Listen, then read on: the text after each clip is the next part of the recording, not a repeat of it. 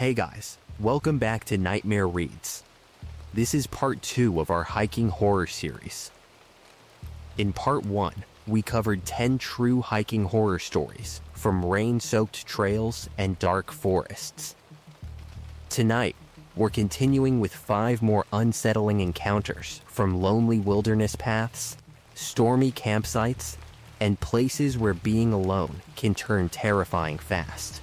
If you enjoy long, atmospheric horror stories with rain and darkness in the background, make sure to like, subscribe, and turn on notifications so you don't miss part 3. Get comfortable, let the rain settle in, and let's head back into the woods.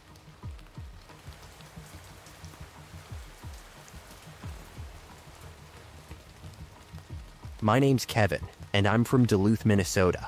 I've been outdoors my whole life. Up here, that's not exactly rare. A lot of people grow up fishing, camping, hunting, hiking, canoeing, or doing some mix of all of it.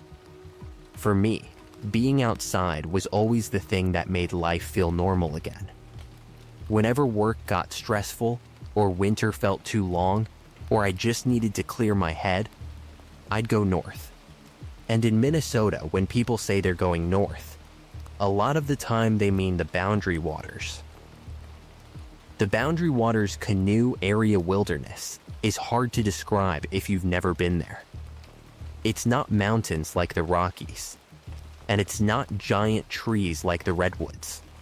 It's endless lakes, thick forest, rocky shorelines, boggy trails, and silence so complete it almost feels physical. You can paddle across a lake and hear nothing but water dripping off your paddle. You can stand on a portage trail and feel like you're the only person left in the state. That was always what I loved about it. Until one trip changed the way I look at that place forever. This happened in late September. I had a week off work, and I decided to do a solo loop through a quieter section of the wilderness. Most people do the Boundary Waters by canoe, obviously, but there are old portage trails, hiking routes, and rough connectors that let you move through certain areas on foot if you plan carefully. My route wasn't some tourist-friendly walk in the woods. It was a mix of hiking trail, portage paths, and campsite to campsite travel around a chain of lakes. I had done solo trips before. I knew how to pack. I knew how to read a map. I knew how to hang food, filter water, and deal with bad weather. I had a tent, rain gear, extra layers, a satellite messenger, a headlamp, first aid kit, water filter, knife, and enough food for an extra day. I also had a small tarp and paracord because rain up there can turn a campsite into misery fast. The plan was simple. 5 days in, 4 nights out. Move light, stay flexible, and enjoy the quiet before the real cold came in. The first 2 days were exactly what I wanted. Cool mornings, mist over the lakes, loons calling somewhere across the water, trails covered in pine needles and wet leaves. I saw one canoe party on the first afternoon, 2 guys portaging way too much gear and arguing about who forgot the coffee. After that, I didn't see another person. By the 3rd day, I was deep enough into my route that the wilderness started to feel different.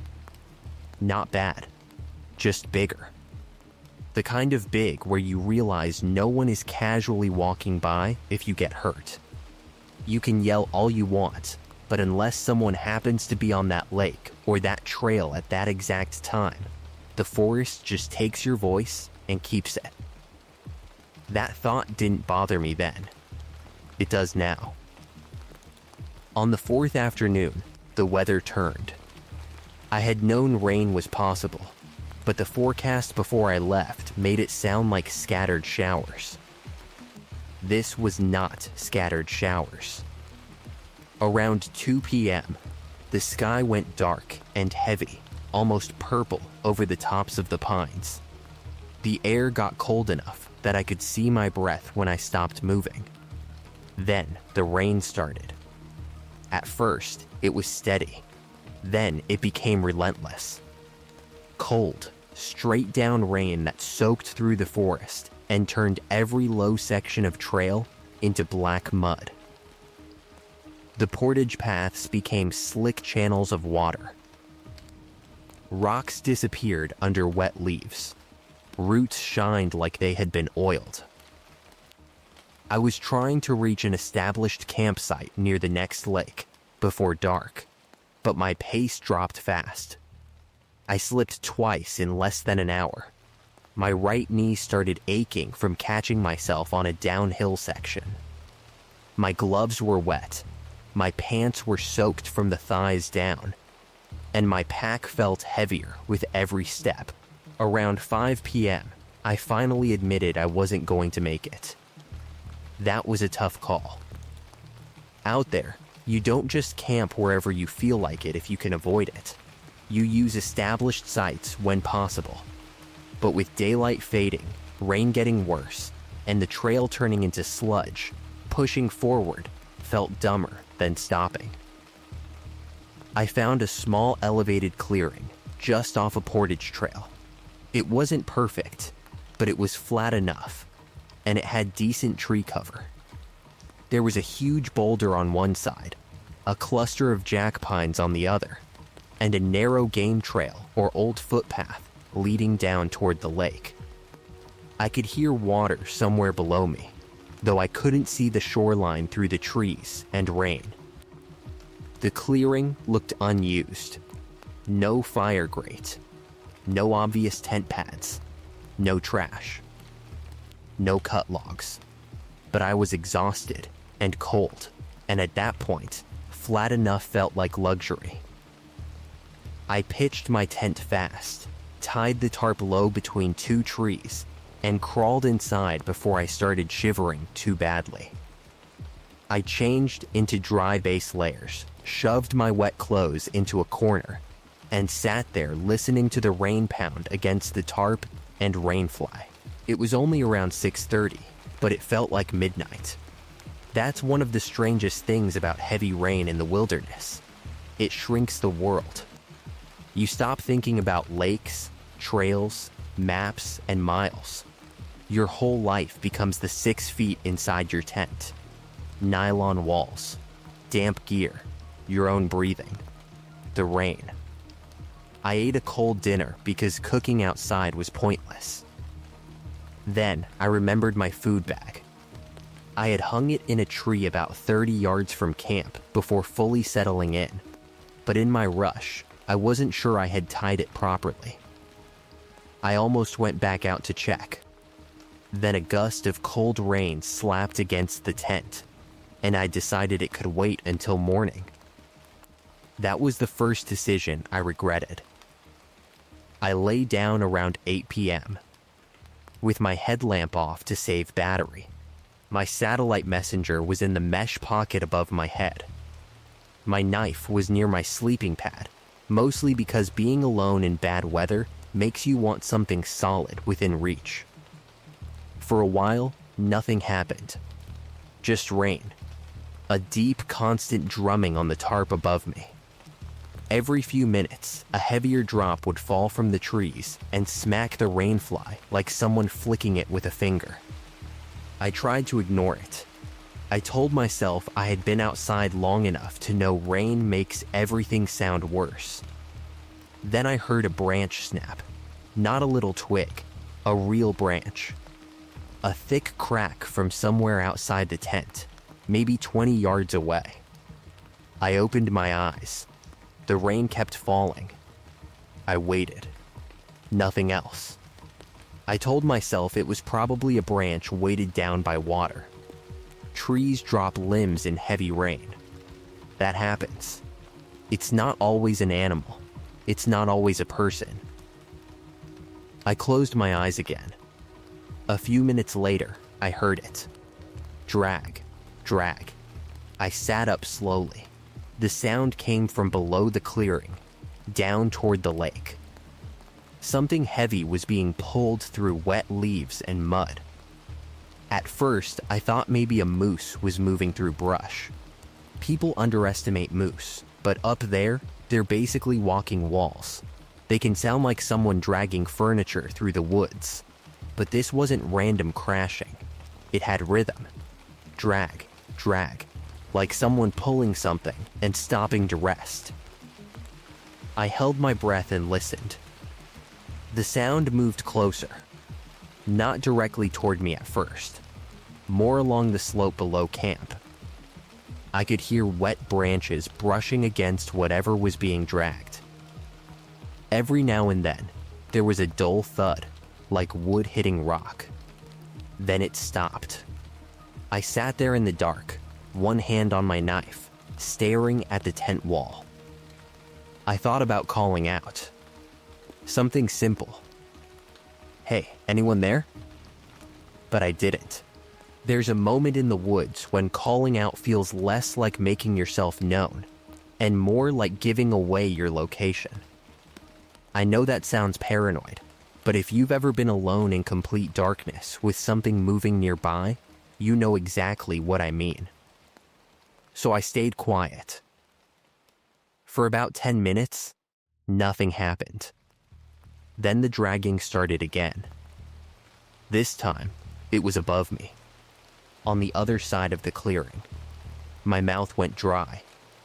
Whatever, or whoever, had been below camp was now behind me.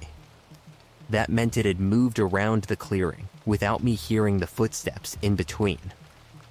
Drag, drag. It passed behind my tent slowly. So slowly that I could track its movement by sound alone. The worst part was the breathing. At first, I thought it was wind under the tarp. Then I realized it had a pattern. A wet, rattling inhale. A pause. Then another. It sounded like someone with fluid in their lungs trying to breathe through a cold. I didn't move. The dragging stopped directly behind my tent, maybe 3 feet from where my head had been resting. I stared at the nylon wall. My heart was beating so hard, I thought whoever was out there could hear it. Then something hit the ground beside the tent. Thud, heavy, soft, close. I flinched but somehow didn't make a sound. For a second, I pictured a dead animal. A deer carcass. A bag of gear. A person collapsing. My mind went everywhere at once. Then the smell hit me. Wet canvas, mud, lake water, and something sour, like old sweat trapped in clothes for days. I slowly reached up toward the mesh pocket to grab my satellite messenger. The second my fingers touched it, the dragging sound stopped. Not faded. Stopped, like whoever was outside had heard the tiny movement through the rain. I froze with my hand in the air. The breathing came again. Closer now. Right outside the wall. Then the side of my tent pushed inward. Not a strike. Not an animal bumping into it. A slow lean. The nylon pressed toward me, bowing in until it nearly touched my shoulder. Something heavy was resting against the tent. Someone was leaning on it. I could see a shape through the fabric. Not clearly, because it was dark and wet, but enough to make out a shoulder or back pressing into the wall. The breathing was inches away. Wet, ragged, human. I stopped breathing completely. I don't know how long it stayed there. Maybe 10 seconds. Maybe a minute. Time was broken at that point. Then a voice whispered, warm. It was so quiet, I almost didn't understand it. Just one word. Warm. I felt like my blood turned to ice. The pressure slowly lifted off the tent. A few seconds later, the dragging started again, moving toward the front of my camp. I didn't touch the zipper. I didn't touch the flashlight. I just sat in the dark, shaking so badly my sleeping bag rustled. Then I heard my food bag line snap. A sharp crack. The bag dropped through branches and hit the ground with a wet slap. I almost cursed out loud. Something started rummaging through it. Plastic crinkled. A zipper opened. Then there was a sound like someone chewing. Not animal chewing. Slow, open-mouthed. Wet. That was the point where fear turned into something closer to panic. I needed help. I reached up again, as slowly as possible, and pulled the satellite messenger from the pocket. My hands were shaking so much I could barely hold it. I tried to shield the tiny screen with my body as I turned it on. The light felt blinding. Outside, the chewing stopped. The tent went silent. I held the device against my chest and pressed the preset check-in button first. Not the SOS yet. I don't know why. Maybe I still didn't want to admit what was happening. Maybe I was afraid the SOS beep or light would make things worse. The message failed to send. I stared at the screen. No signal. That can happen under thick cover, but it made me feel completely helpless. Then the voice outside whispered, "Don't." It came from near the food bag, farther away than before, but still close. I turned the device off immediately. I know that sounds insane now. I should have hit SOS and kept trying. But when someone outside your tent whispers at you in the dark, logic does not work the way it should. For the next hour, I stayed frozen. The person moved around my camp in slow circles, dragging something. Stopping, breathing. Sometimes I heard them near the food bag. Sometimes near the tarp. Once, they brushed their hand against the tent door, slowly moving over the zipper from top to bottom. That almost broke me. I gripped the knife and thought, if that zipper moves, I'm going through the back wall. I didn't care if I had to rip the tent open with my own hands. But the zipper didn't move. At some point, maybe around 1 or 2 in the morning, the rain got even harder. It became a roar. That was when the sounds outside began to fade in and out. Sometimes I'd think the person was gone. Then I'd hear another drag through the mud. Around 3 a.m., I heard something new. A knock, 3 taps on the boulder beside my tent. Knock, knock, knock, then silence. I squeezed my eyes shut. A minute later, 3 taps came from a tree on the other side of camp. Knock, knock, knock, someone else answered. There were 2 people. That thought made my stomach drop. The dragging sound started again, but now it moved away from my tent toward the trees. Then I heard low voices. Not words I could understand, just murmurs under the rain. One voice was the wet, rattling voice I had heard earlier. The other was clearer. Younger, maybe. Male, the clearer voice said, "Leave it." Then the rattling voice said something that sounded like he heard. After that, nothing for a while. I didn't sleep. I didn't even lie down. I sat upright until the black inside my tent slowly turned gray. Morning came without feeling like morning. The rain had softened into a mist, but everything was soaked.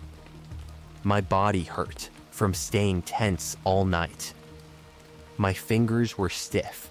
My throat was dry. I waited until there was enough light to see shapes through the tent wall. Then I grabbed my knife in one hand and unzipped the tent with the other. The clearing was empty.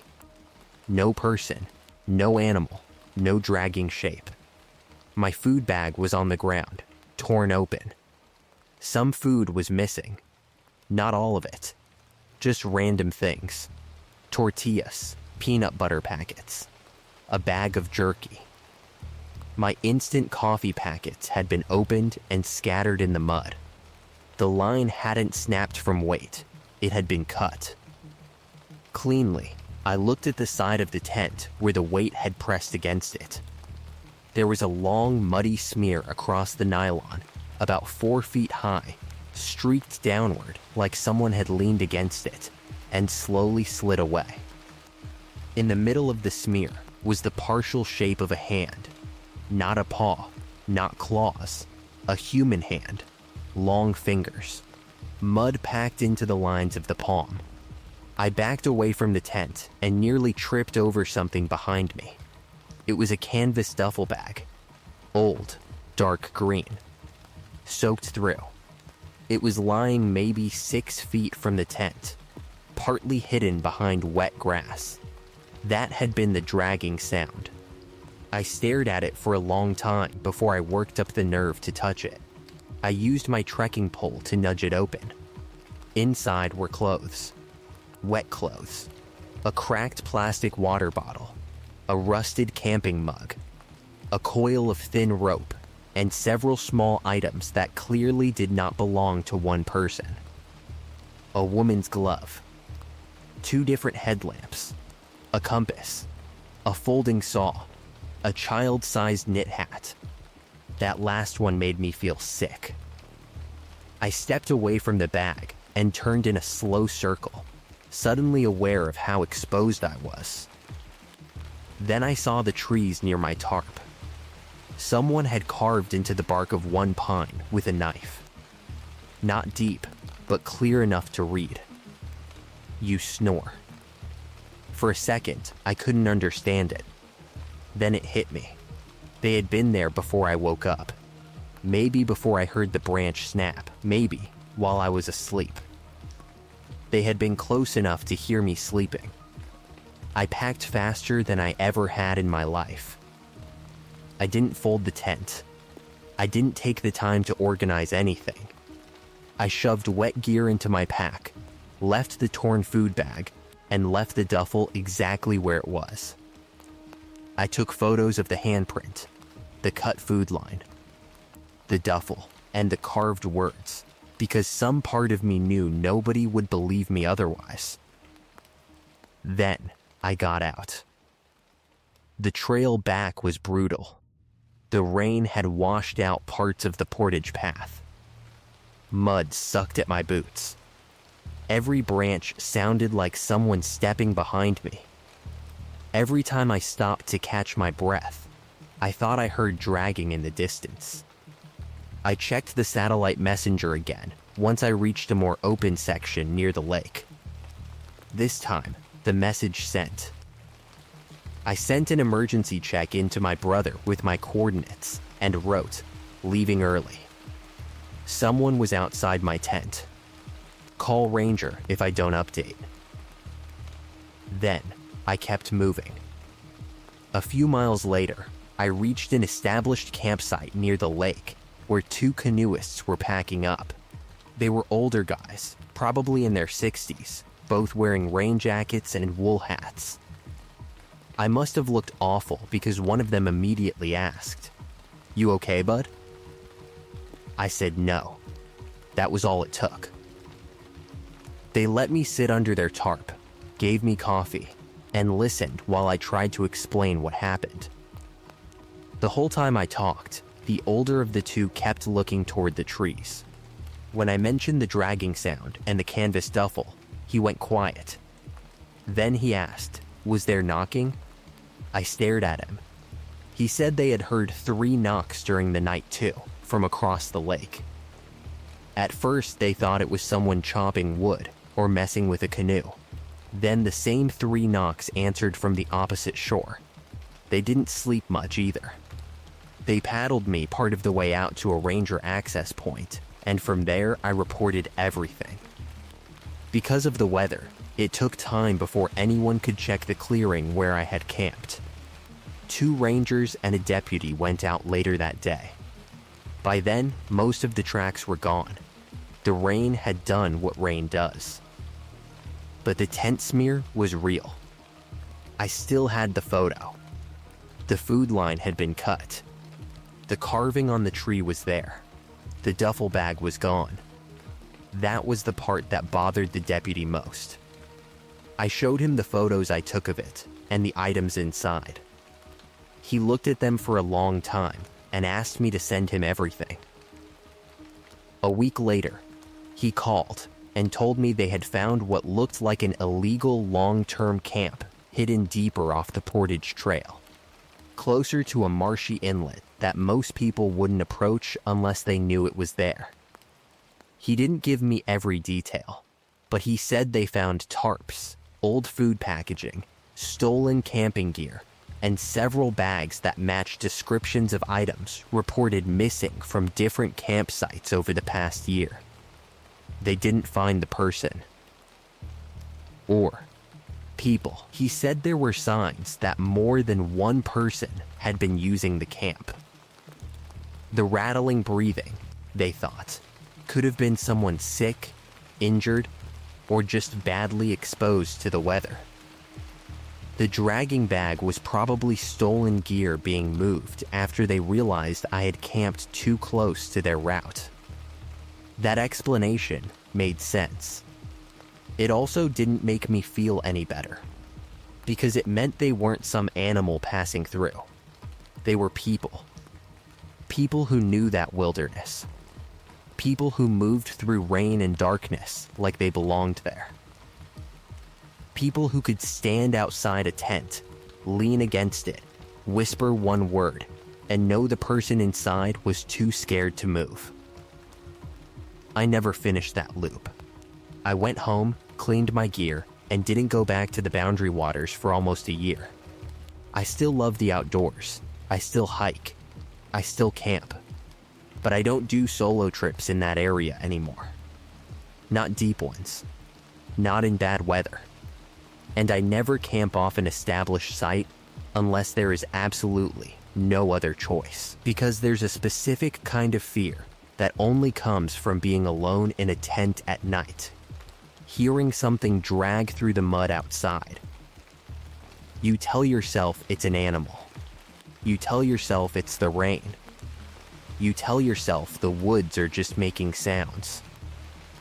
Then, the tent wall presses in beside your shoulder, and something on the other side whispers one word. Warm. That was the night my solo hike turned into a living nightmare. And the worst part is, I still don't think they were trying to scare me away.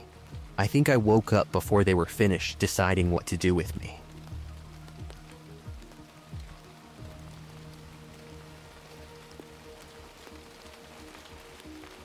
My name's Brian, and I live near Big Sur, California. I know most people hear Big Sur and immediately think of postcards. Blue ocean. Dramatic cliffs. Sunsets over the Pacific. Highway 1 curving along the coast like something out of a car commercial. And yeah, on a clear day, it's one of the most beautiful places on Earth. But people who only see Big Sur in pictures don't understand what it turns into when the weather goes bad. When a storm rolls in off the Pacific, that coastline changes completely.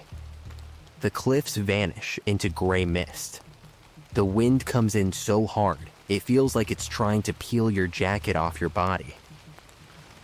Rain doesn't just fall, it gets thrown sideways.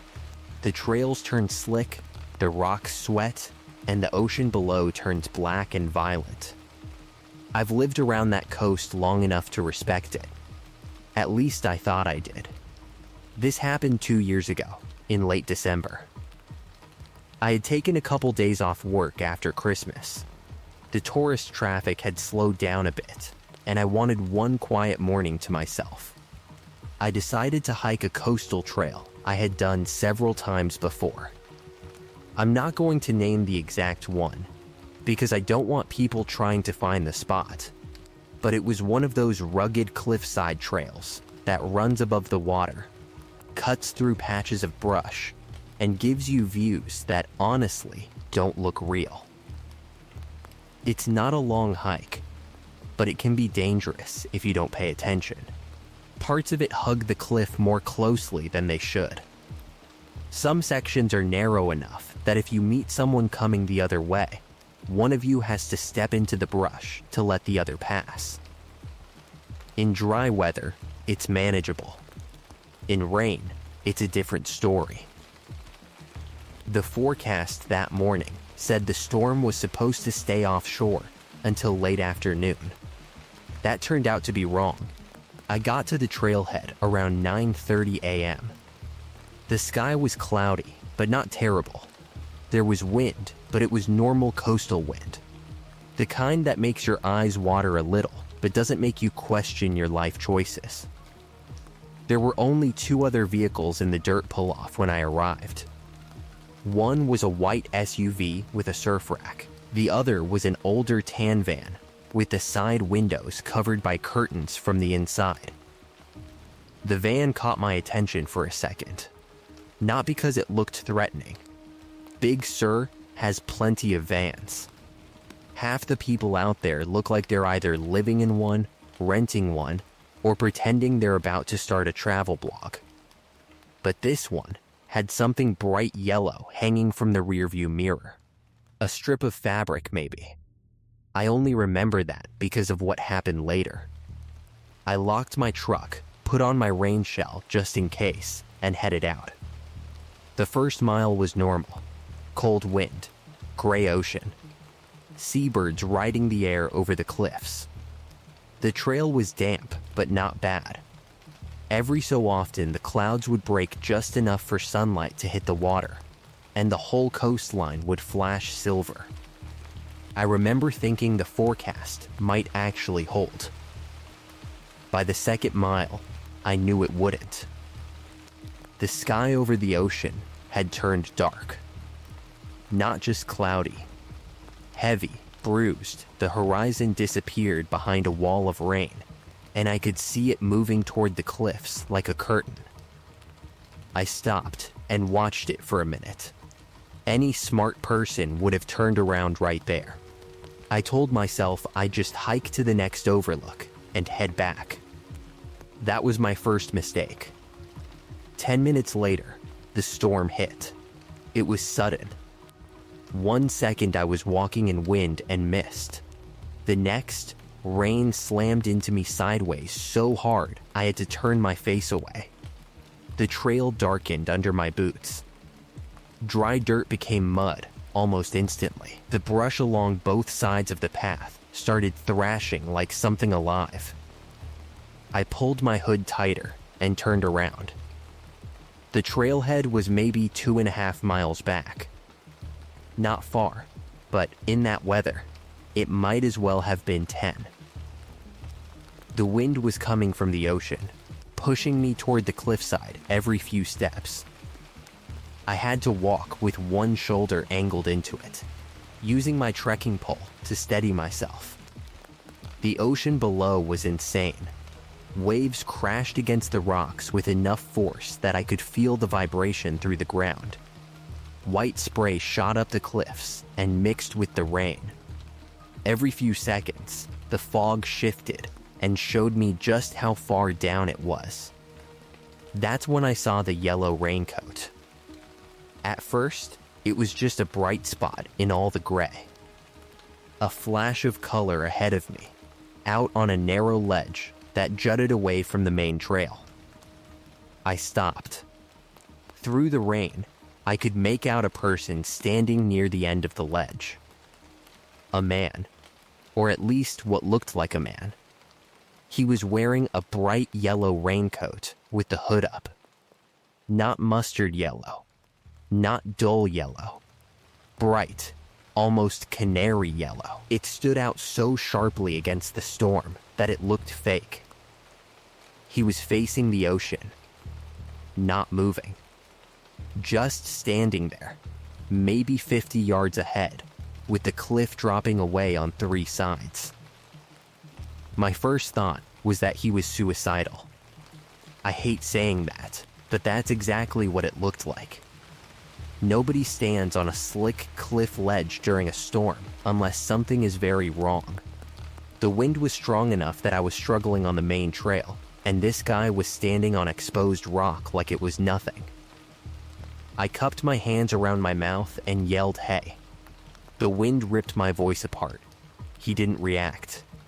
I moved closer, slow and careful, keeping to the inside edge of the trail as much as I could.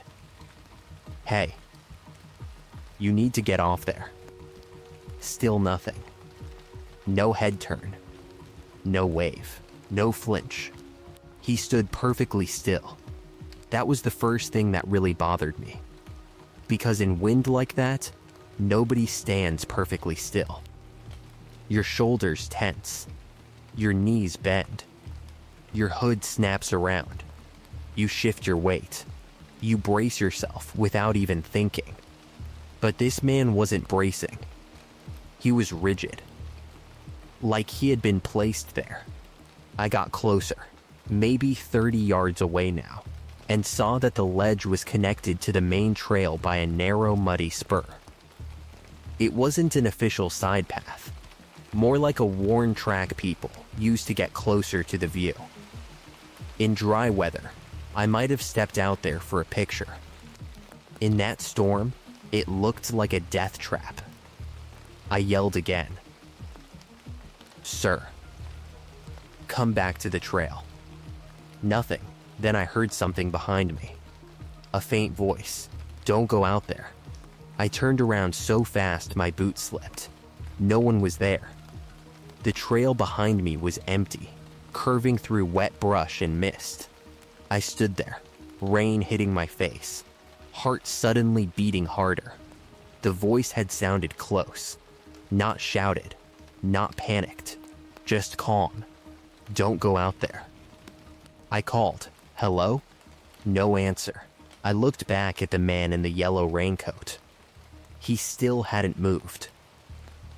I thought maybe I had imagined the voice. The wind does weird things on cliffs. It can push sound around, carry voices from farther down the trail, make the ocean sound like people talking. Still, my instincts were starting to scream at me. I should have left, but there's a problem with seeing someone who looks like they might be about to fall or jump. You can't just walk away and hope you were wrong. So I stepped onto the muddy spur. The second I did, my boot slid. I caught myself on a wet rock and almost went to one knee. Mud smeared over my glove. The drop to my right flashed into view through the mist, and my stomach turned. I stopped and yelled, "Look at me." For the first time, the yellow raincoat moved. The hood tilted slightly, not toward me, down toward the rocks below. Then, a voice came from the ledge. "Help." It was faint, but I heard it. A man's voice. "Help me." That snapped me into action. I took another careful step forward. "What happened?" I yelled. "Are you hurt?" No answer. The figure leaned slightly forward. The wind pushed rain across the ledge, and for 1 second, I thought he was about to go over. I moved faster than I should have. That was exactly what whoever set this up wanted. I got maybe 10 feet onto the spur when my trekking pole caught on something. A line. Thin, almost invisible in the rain. It was stretched across the muddy path at shin height. My pole hooked it and pulled it tight. I froze. For a second, I didn't understand what I was looking at. Then I followed the line with my eyes. It ran from a low bush on the left side of the spur across the path and down toward the ledge, where it disappeared behind a rock. Fishing line. Or something close to it. My blood went cold. That line wasn't natural. That line was placed. I backed up 1 step. The voice came again. "Help me." Same tone. Same volume. Exactly the same. Like a recording. I looked at the yellow raincoat again. The hood slowly turned. Too slowly. Too smoothly. And as it turned, the storm pulled the hood back just enough for me to see beneath it. There was no face. Not because it was a monster. Because there was no person. The hood was stuffed with something pale and rounded. At first, in the rain and distance, it looked like a head. But now that I was closer, I could see it was a plastic jug or a foam form wrapped in gray tape. The shoulders of the raincoat were filled out with sticks or some kind of frame. The sleeves hung stiffly, weighted at the ends. It was a decoy, a yellow raincoat made to look like a person. And the line at my feet was connected to it. Someone had been moving it. My whole body went cold in a way I can't really describe. Then the voice behind me said, "Should have kept walking." I turned. A man stood on the main trail. He was maybe 20 yards behind me, partly hidden by rain and brush. He wore a dark rain jacket, dark pants, and rubber boots. His hood was pulled low enough that I couldn't see most of his face. In one hand, he held what looked like a coil of rope. For a second, neither of us moved. The storm roared around us. Then he took one step toward the spur. I backed away from the fishing line and tried to return to the main trail, but the ground was slick and the wind was pushing against me. My boots slid in the mud. The man said, "Careful." His voice was calm. Too calm. I said, "What the hell is this?" He didn't answer. Instead, he looked past me toward the decoy on the ledge. The yellow raincoat jerked suddenly, like the fake head was turning back toward the ocean. Someone else was controlling it. There were at least two people. One behind me. One somewhere near the ledge or hidden in the brush. I stepped back again. My heel slid toward the edge of the spur. The man raised one hand. Easy. I realized then that he wasn't trying to help me. He was trying to keep me scared enough to make a mistake. I pulled my phone out with one hand. No service. Of course. The man saw it and said, "No calls out here." Then from below the trail, somewhere near the rocks and brush by the ledge, another voice said, "Take his pack." That was when I ran. Not forward, not toward the trailhead. I threw myself uphill into the brush on the inland side of the trail. It was the only direction that wasn't toward the cliff, toward the man, or toward the decoy. Branches slapped my face. Thorny brush caught my jacket. I crawled more than ran at first, scrambling up the muddy slope on my hands and knees. The ground was steep, slick, and loose. Every time I grabbed a branch, it bent under my weight. Behind me, the man shouted, "Hey." Then another voice, closer to the ledge, shouted, "Cut him off." I didn't know where I was going. I just knew I couldn't stay on that trail. The slope climbed maybe 20 or 30 feet above the main path, then leveled into dense coastal scrub. I forced my way through it, keeping the sound of the ocean to my right so I didn't accidentally circle back toward the cliff. Rainwater ran down my neck. Mud got into my sleeves. My lungs burned from the cold air. After a minute, I looked back. Through the brush below, I saw the man on the trail. He wasn't running. He was walking fast, scanning the slope. That scared me more. He knew I couldn't go far in that terrain. He knew the trail would eventually pull me back down. The cliff was on one side, thick brush on the other, and the storm was getting worse. I kept moving. My plan was to push through the brush until I could reconnect with the trail closer to the parking lot, hopefully behind him. It was stupid, but it was the only plan I had. Then I heard the recording again. Help me. It came from behind me now, not from the decoy. Somewhere in the brush. Help me. Same voice.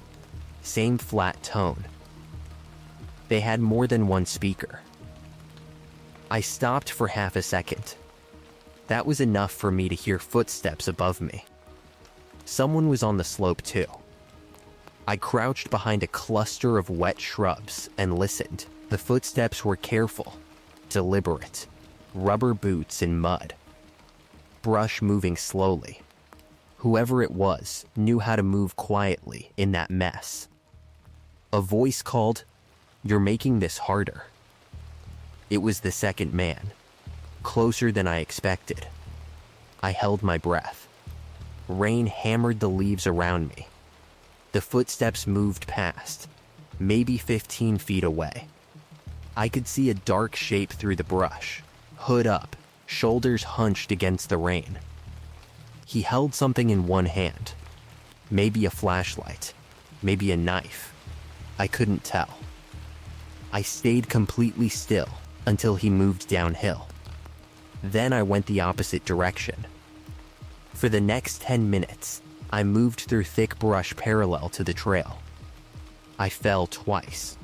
One time, I slid down a muddy patch and caught myself on a root so hard, I tore skin off my palm. I lost my trekking pole. My rain pants ripped at the knee. My face was scratched from branches. I could hear them below me sometimes. Voices, not always words, just short calls between them. One near the trail, one near the ledge. Sometimes another sound too. A sharp clicking noise, like a small device being triggered. Every so often, from somewhere behind me, that fake voice would play.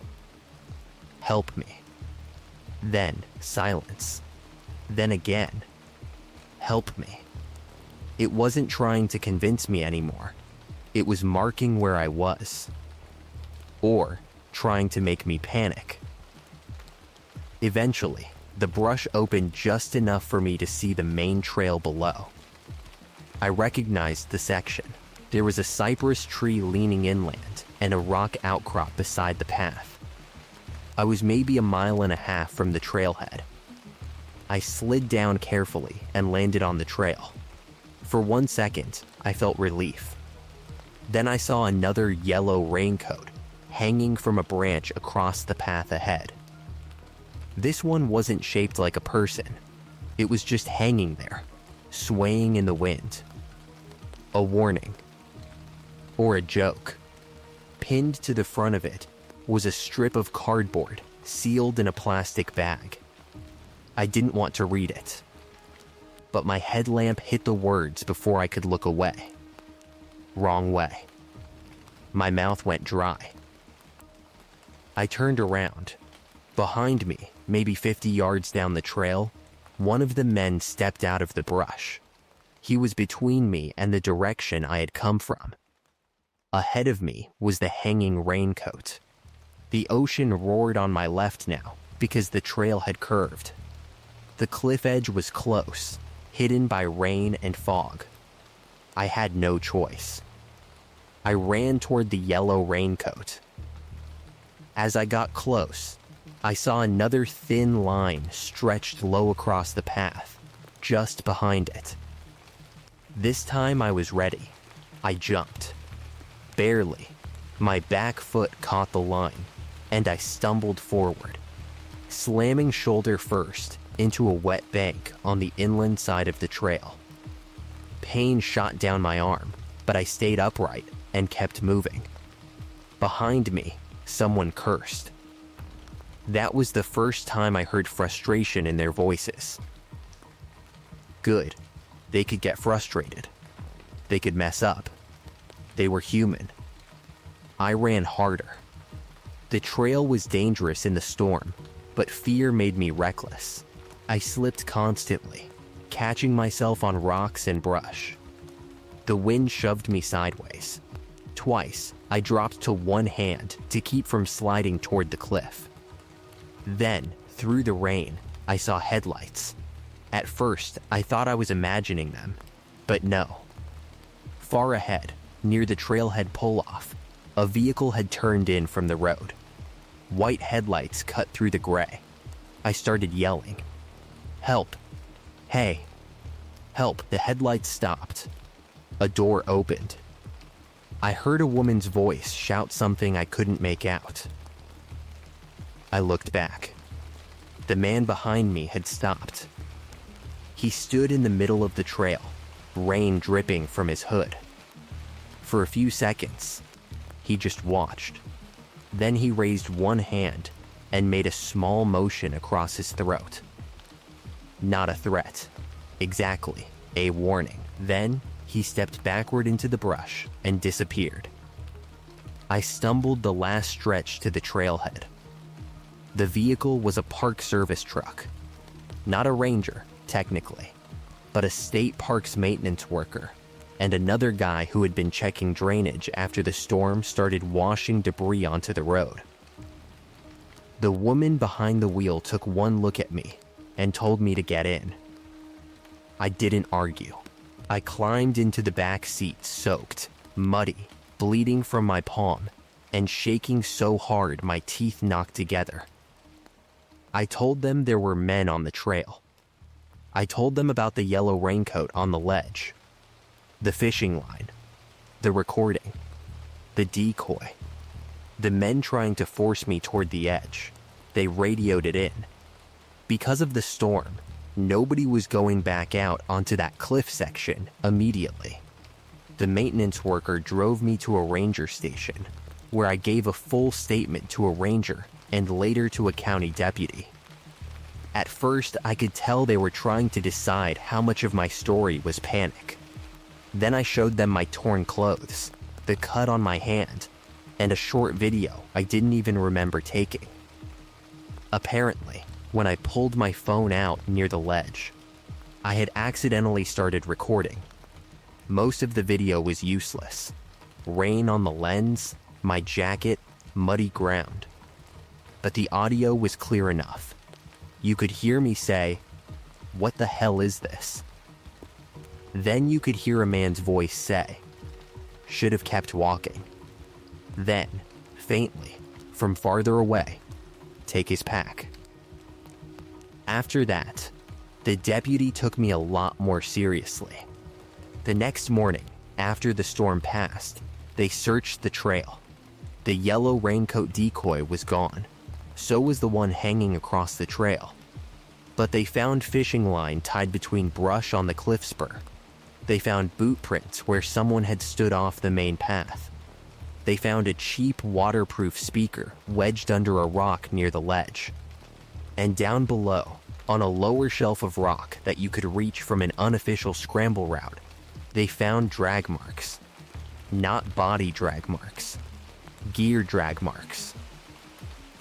A ranger told me later that they believed someone had been using the cliffside decoy to lure hikers off the main trail during bad weather, probably to rob them or force them to abandon gear. He didn't say whether they thought anyone had gone over the cliff. I asked. He didn't answer directly. He just said, "We're looking into similar reports." That was enough. A few weeks later, I learned one more thing. The tan van I had seen at the trailhead was found abandoned near another turnout farther south. No plates. The inside had been mostly cleaned out. But in the back, deputies found wet clothing, rope, 2 cheap speakers, and a stack of raincoats. Most were dark. One was bright yellow. I never heard if anyone was arrested. Maybe they were. Maybe the police just didn't tell me. Or maybe whoever set that up knew the coastline well enough to disappear before anyone could catch them.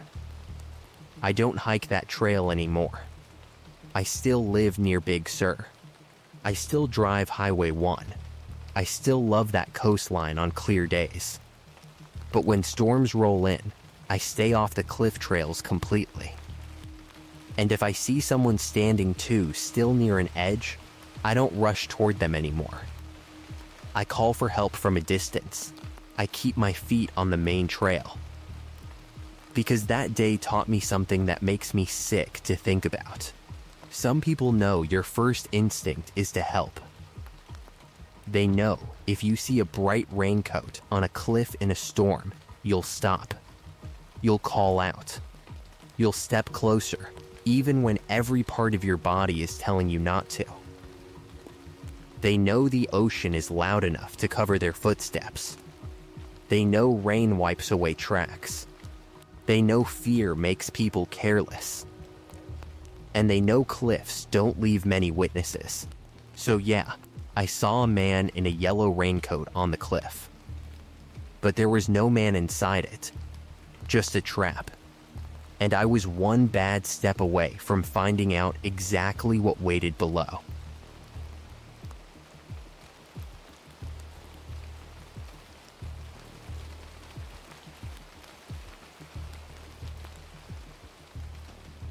My name's Nathan, and I'm from Morgantown, West Virginia. If you've spent any time in the Appalachians, you know these woods feel old in a way that's hard to explain. Not old like an abandoned building or an empty house. Older than that. The hills feel like they were there before people had names for them, and they'll still be there after all of us are gone.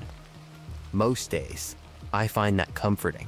But there are parts of those woods where the silence doesn't feel peaceful.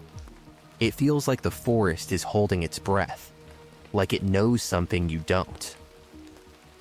I grew up hiking around north-central West Virginia. Nothing too extreme. Day hikes, ridge trails, old logging roads, creek beds, all that. My dad hunted when I was younger, and even though I never really got into hunting myself, he taught me how to move through the woods, how to read terrain, and most importantly, how to know when a place feels wrong. He used to say, "The woods will tell you when to leave. Most people just don't listen." I thought that was just old-timer talk. Then I found that shrine. This happened 2 years ago, in late October. It had been raining for 3 days straight. Not a violent storm, just constant cold Appalachian rain. The kind that soaks into the leaves, turns clay trails into red-brown paste, and makes the creeks rise until they sound like traffic. I had a few days off work, and I was restless. I had been stuck inside all week, and I convinced myself that a wet day in the woods was better than another afternoon staring at my phone. That was stupid. I know that now. I chose a ridge outside Morgantown that I had hiked near before, but not fully explored. There was a marked trail for the first couple miles, then a series of old logging roads and deer paths branching off into thicker woods. I wasn't planning anything crazy. I just wanted to hike up toward a rocky overlook, eat lunch, and loop back before dark. I had a rain jacket, a small pack, water, snacks, a headlamp, a knife, a power bank, and my phone with offline maps. I also had way too much confidence. The first hour was miserable, but normal. Rain tapped against my hood. Fog sat low between the trees. Wet leaves stuck to my boots. The trail was empty, which wasn't surprising. Nobody with sense was out there in that weather. About 2 miles in, I left the marked trail and followed an old logging cut that climbed toward the ridge.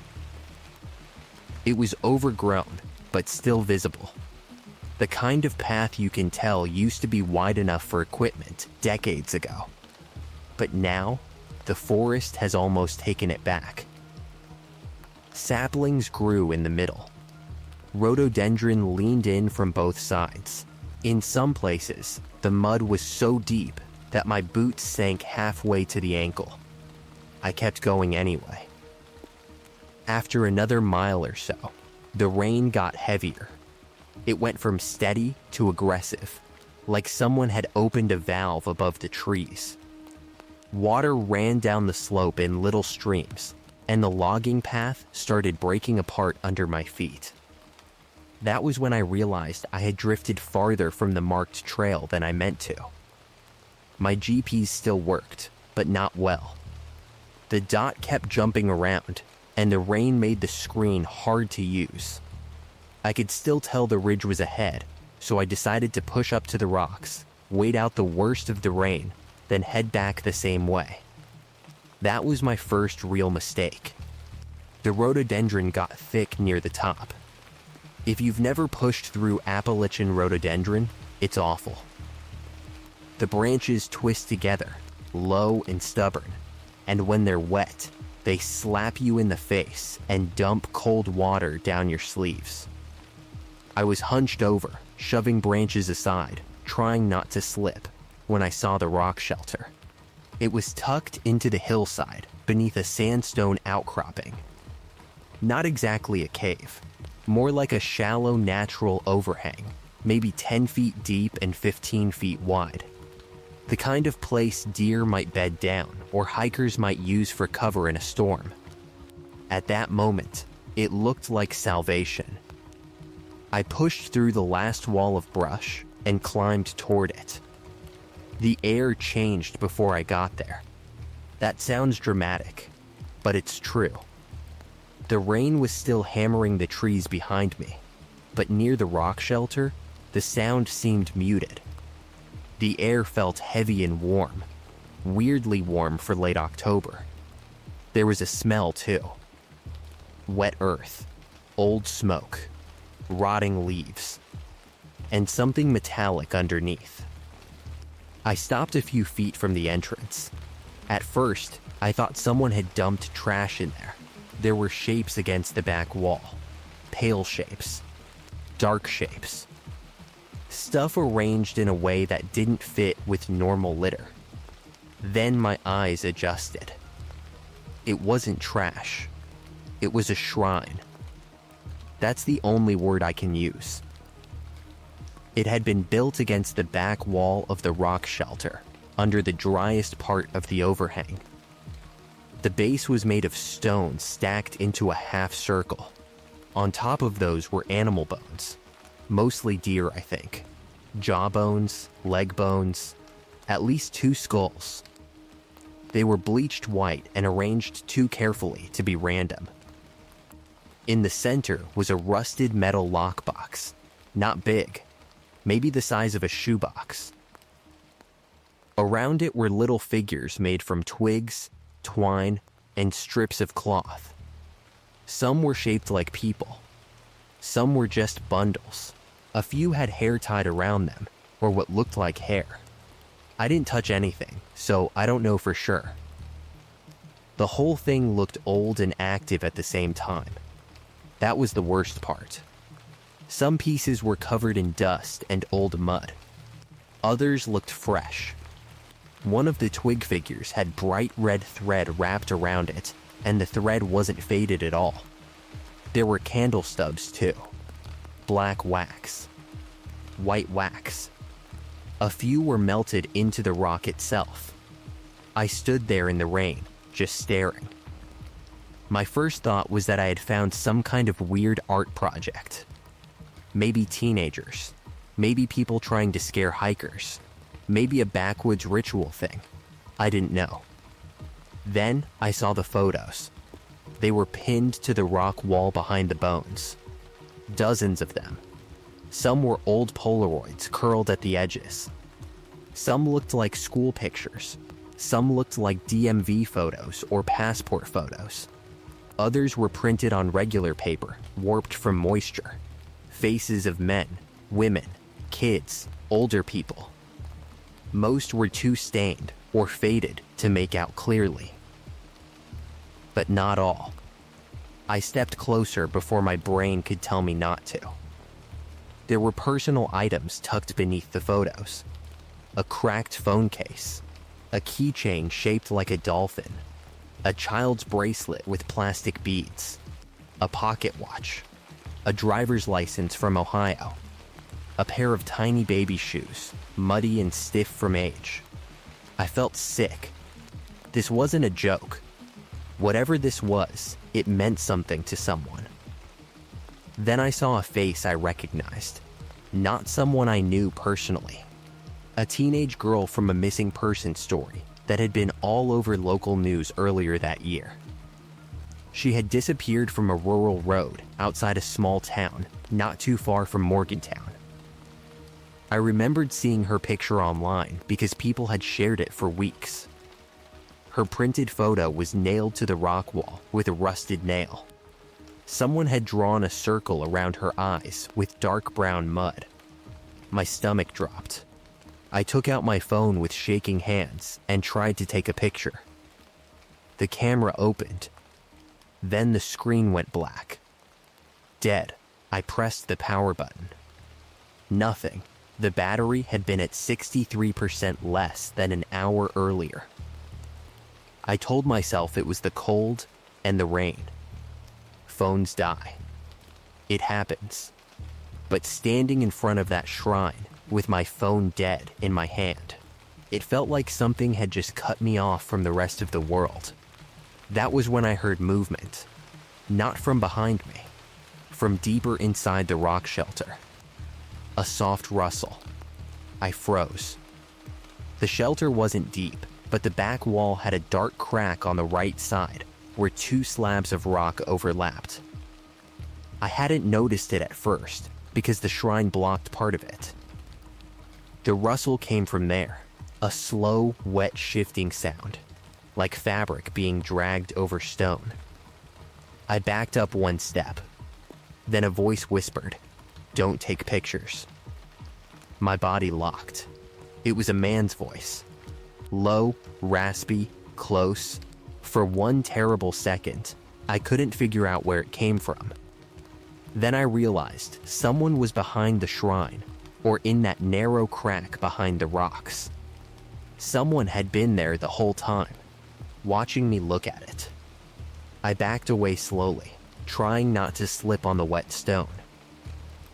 The voice whispered again, "Put it back."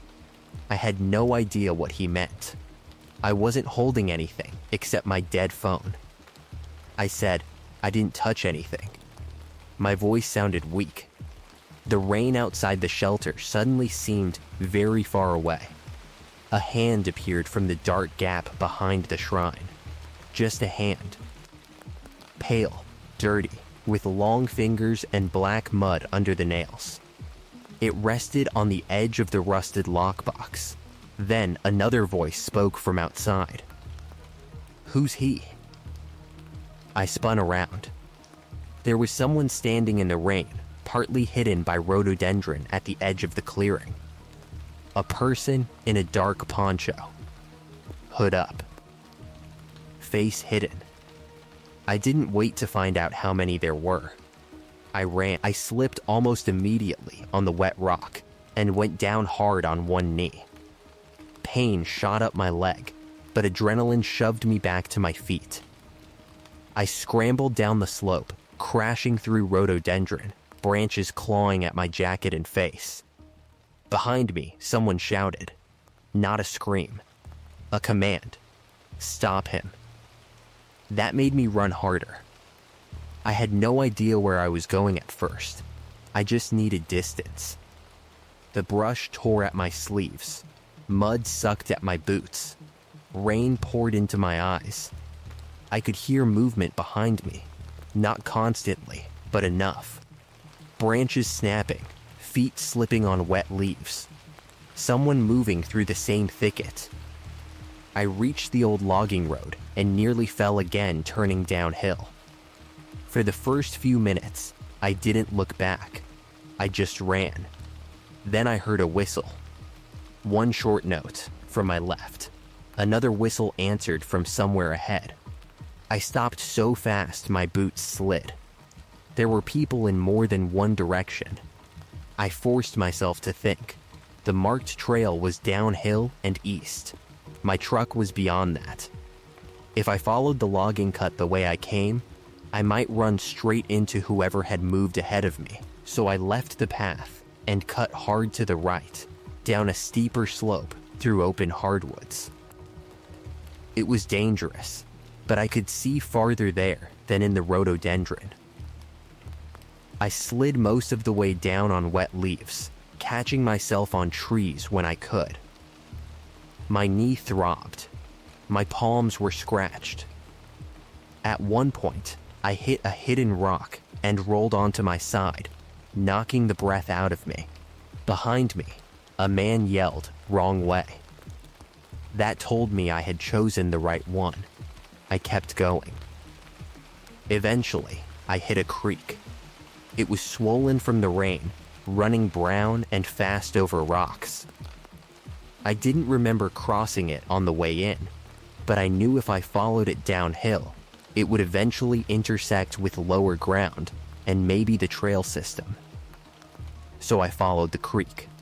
For almost an hour, I moved through wet forest with no clear trail, slipping over rocks, ducking under branches, checking behind me every few seconds.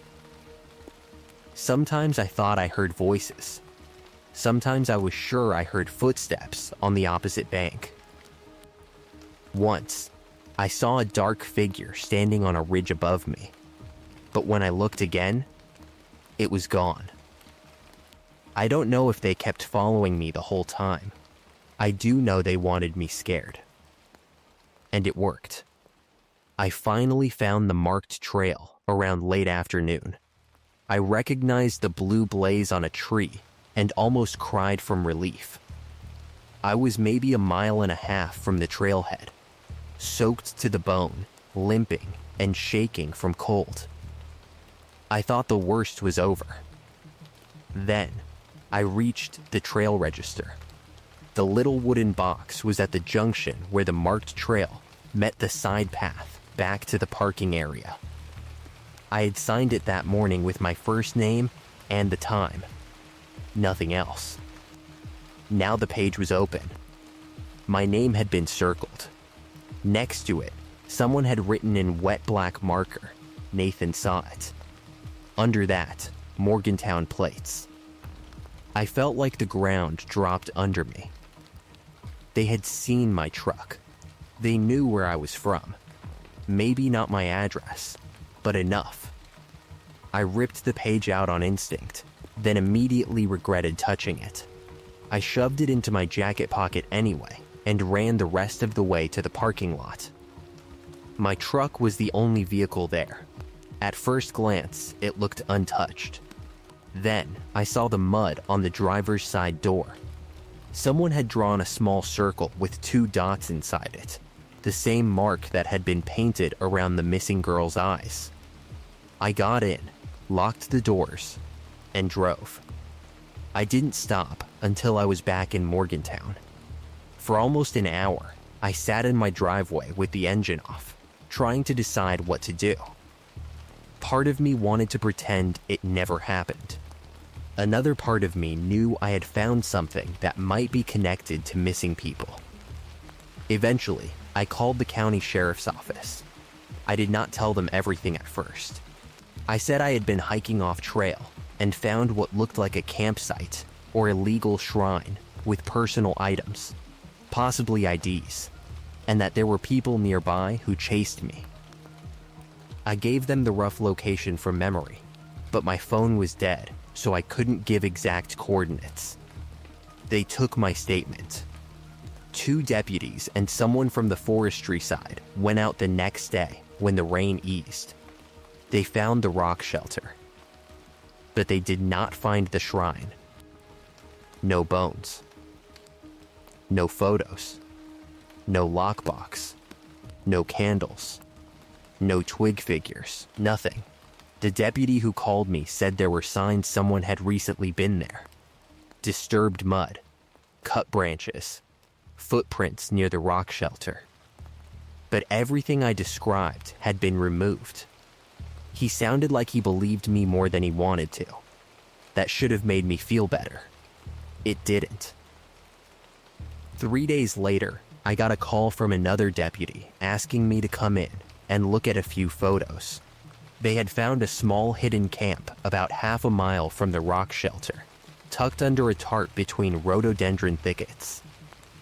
Whoever used it was gone, but they left behind some food wrappers, old batteries, wet blankets, twine, rusted nails, and a stack of printed missing person flyers in a plastic storage bin. Not all local. West Virginia, Ohio, Pennsylvania, Kentucky. Different year, different faces. The deputy didn't tell me what it meant. Maybe they didn't know yet. Maybe they did and just weren't telling me. I asked about the teenage girl's photo. He said they were aware of it. That was all. For about a week, I barely slept. Every noise outside my house made me check the windows. Every car slowing down on my street made my stomach tighten. I kept thinking about the note in the trail register. Morgantown plates. Then, 8 days after the hike, I came home from work and found something on my front porch. A deer skull. Bleached white. Sitting directly in front of my door. No box. No note. No footprints, because it had rained again that afternoon. Just the skull. Tucked inside one eye socket was a strip of red thread, the same bright red thread I had seen wrapped around one of the twig figures in the rock shelter. I called the police immediately this time. They took it seriously. An officer came out, photographed it, bagged it, and asked if I had cameras. I didn't. My neighbor across the street had one, but the angle didn't catch my porch clearly. It showed a dark vehicle stopping near my house around 2:13 p.m., but the rain blurred the footage so badly they couldn't make out the plate. I moved 2 weeks later, not out of the state, but out of that house. I know that sounds extreme, but once someone leaves a skull on your porch, your home stops feeling like home. I never heard if they arrested anyone. A deputy called me months later and said the investigation was still open, but he couldn't give details. He told me to avoid the area where I found the shrine and to call immediately if I was contacted again. I asked him if he thought those people were connected to the missing girl. There was a long pause. Then he said, "We're looking at everything." That was all I got. I still hike sometimes, but I do not go off trail in Appalachia anymore. I don't explore random rock shelters. I don't pick up strange objects. I don't assume weird things in the woods are harmless. And if I ever find something that looks like a shrine again, I won't stand there trying to understand it. I'll leave. Because what scares me most isn't the bones. It isn't the photos. It isn't even the fact that someone was hiding behind the rocks while I stood there. What scares me most is how fast they cleaned it all up. How quickly something that real became nothing. No shrine. No evidence. No proof. Just a wet rock shelter in the rain, like I had imagined the whole thing. Except I didn't imagine the note in the register. I didn't imagine the mud mark on my truck. And I sure as hell didn't imagine the deer skull on my porch. The woods didn't want me to find that place. The people inside them didn't want me to leave with what I'd seen. And sometimes, late at night when it rains hard enough to cover the sound of cars passing my apartment, I think about that voice from behind the shrine. Don't take pictures. Because I think if my phone had worked that day, I might not have made it back at all.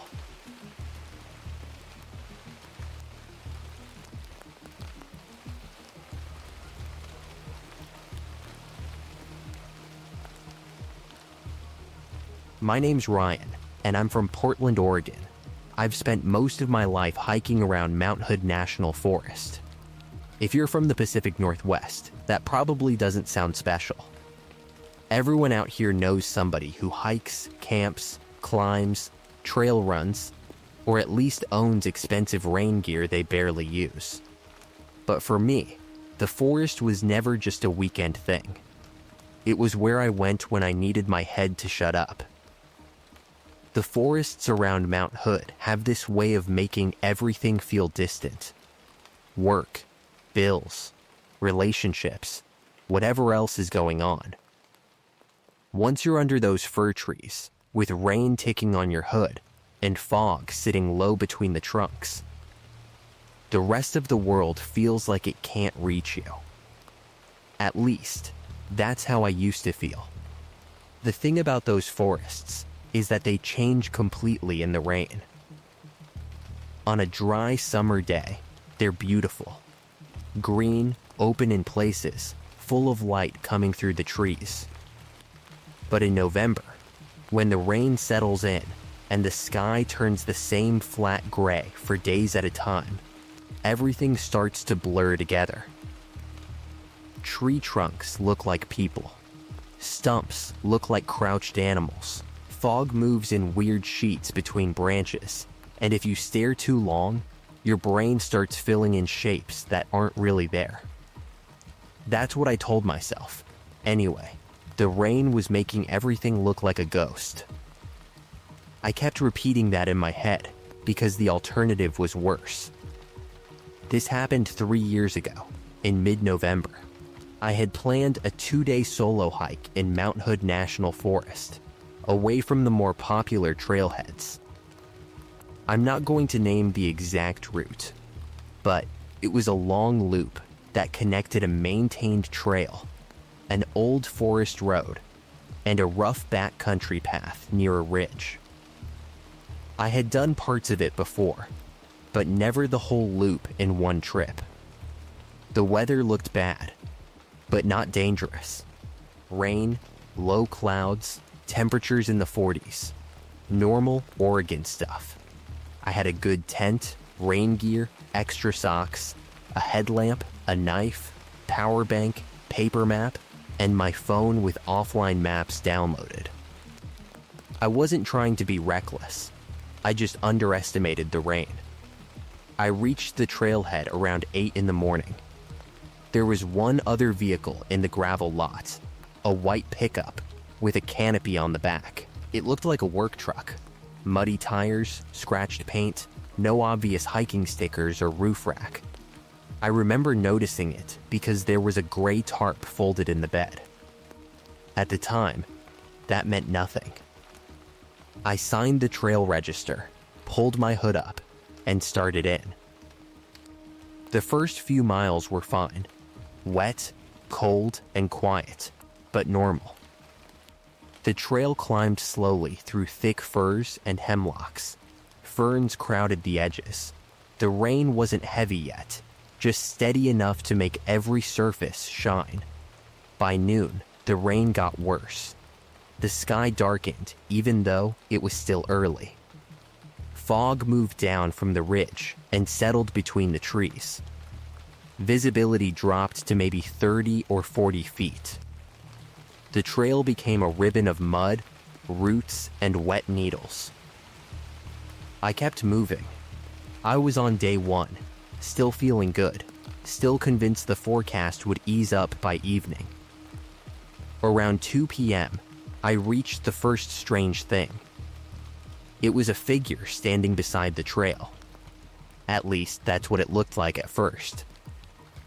I stopped so suddenly, my boots slid in the mud.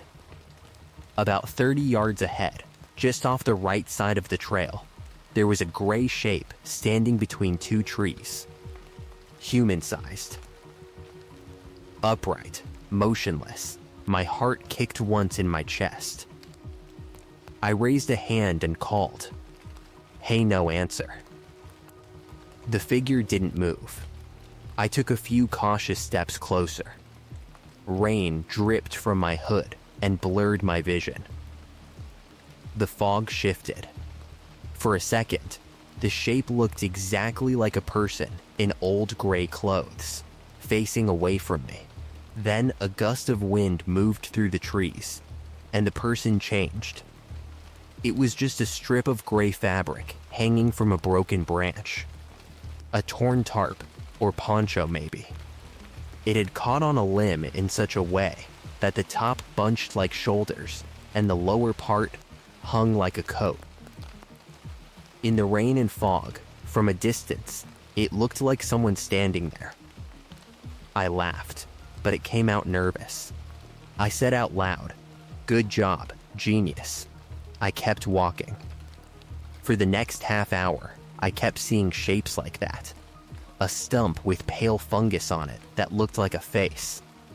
A dead tree leaning at an angle like someone watching from behind a trunk. A clump of hanging moss that looked like hair. Every time, I'd stop, stare, and realize it was nothing. The rain was messing with me. That was all. Then, I saw the second figure. This one was different. It stood on the left side of the trail near a cluster of young trees, taller than the first, broader at the shoulders, covered in the same gray, wet material. I stopped again. This time, I didn't call out. I just stared. The figure stood perfectly still, facing the trail. The fog moved around it, thin and silver, and for 1 second I could make out what looked like a hood. Then the rain thickened, and it blurred. I took out my phone to take a picture, mostly to prove to myself how dumb I was being. The screen opened to the camera. I lifted it. The figure was gone. Not vanished like magic. Just not where I expected it to be. I stepped closer and found another strip of gray fabric tied to a tree with black cord. That bothered me. The first one could have been trash caught on a branch. This one was tied. I looked around. There were no footprints I could clearly identify because the rain had turned the ground into soft mud and running water. But the knot was fresh, tight, intentional. I told myself maybe trail crews had marked something. Maybe hunters had used it. Maybe someone had been messing around. Still, I didn't like it. I kept walking. By late afternoon, I reached the old forest road section. It was overgrown, more like 2 muddy tracks through the trees than a real road. The rain had turned the ruts into shallow streams, and fog sat low over the ground. That was where I saw them everywhere. Gray shapes, one standing beside the road, one half hidden behind a stump, one up on the slope, just barely visible through the trees. I stopped counting after 6. Every single time I got closer, it turned out to be fabric. Gray tarps, old rain ponchos, pieces of plastic sheeting. Some tied to, some draped over sticks. Some arranged with enough shape that they looked human from a distance. That was no longer my imagination. Someone had placed them there. I started feeling exposed. I wasn't scared of ghosts anymore. I was scared of whoever wanted hikers to think they were seeing ghosts. I checked my map. My planned campsite was still about 1.5 miles ahead, near a small flat area off the backcountry path. I thought about turning around, but the trailhead was much farther behind me than the campsite was ahead. It was getting late, and the rain was making everything slower. I decided to push to camp and hike out first thing in the morning. That was my first big mistake. As I left the old road and rejoined the narrower backcountry trail, the forest got darker, not because it was night yet, but because the canopy closed in tighter. The fog was thick enough that my headlamp beam, when I tested it, just bounced back at me. I saw another gray figure ahead. This one was in the middle of the trail. I stopped. It stood maybe 20 yards away, blocking the path. Unlike the others, it wasn't hanging loose. It had a shape, a hood. shoulders, arms hanging down. For a few seconds, I couldn't move. Then the figure shifted, only slightly, not from wind. It leaned. I whispered, "Nope." I backed up one step. The figure stayed still. I called out, "I see you." No answer. Rain hammered the leaves. I slowly lifted my headlamp and clicked it on, even though it wasn't fully dark yet. The beam hit the figure. It was a person. A real person, wearing a gray rain poncho. Their hood was pulled forward so far I couldn't see their face. Their hands were hidden under the poncho. They stood completely still, right in the center of the trail. I said louder, "You okay?" The person didn't answer. I started backing up. That was when another gray figure moved behind me. I didn't see them first. I heard the mud, a soft step, then another. I turned and saw a second person about 30 yards back on the trail, also wearing a gray poncho. They weren't blocking me completely, but they were standing in the direction I had come from. The rain had made everything look like ghosts all day. Now, two of them were real. My mouth went dry. I didn't know what to do. I was alone, deep in the forest, with two silent people standing on the trail in identical gray ponchos. I didn't know if they were hikers, hunters, weirdos, or something worse.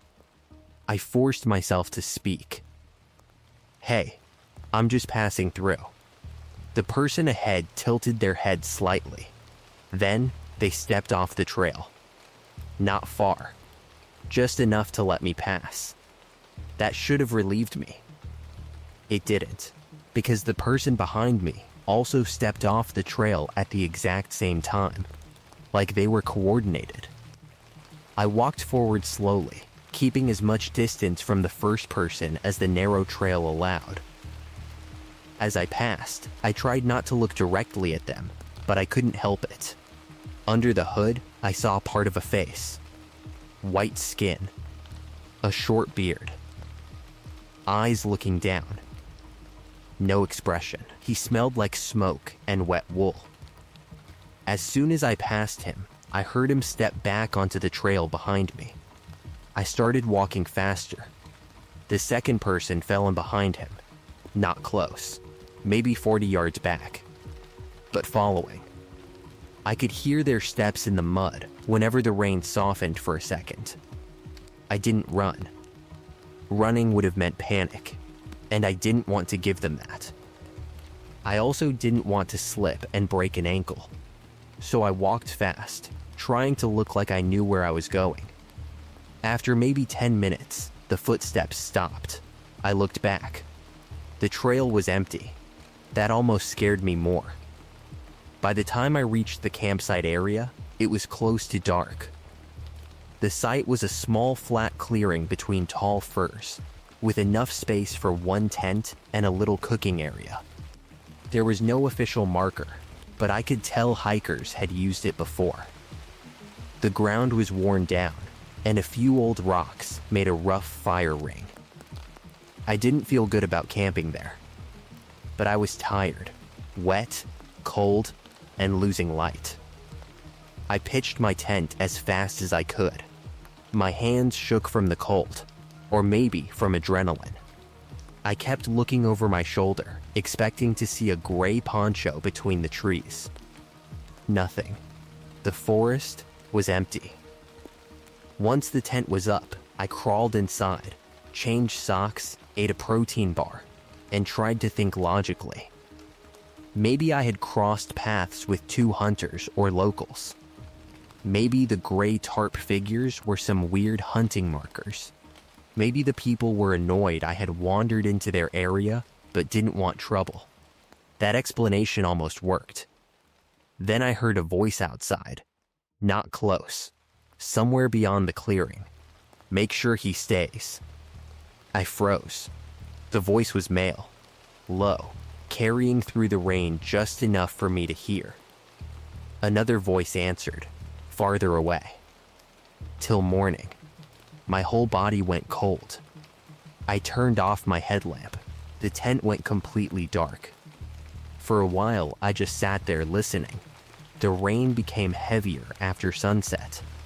It drummed on the rainfly so hard that the whole tent vibrated. Every few minutes, wind pushed mist under the vestibule, and I could feel cold, damp air against my face. Then came the scratching. Scritch, scritch, scritch. At first, it was so soft, I thought I imagined it. Then it came again. Scritch, scritch, scritch. Something was dragging along the outside of the tent fabric. Slowly, deliberately, from the front corner toward the side wall. I held my breath. The sound moved across the nylon about a foot at a time. Not like a branch blowing in the wind. Not random. Controlled. Scritch, scritch, pause. I reached for my knife with one hand and my phone with the other. No service. Of course. I thought about yelling. Instead, I stayed silent.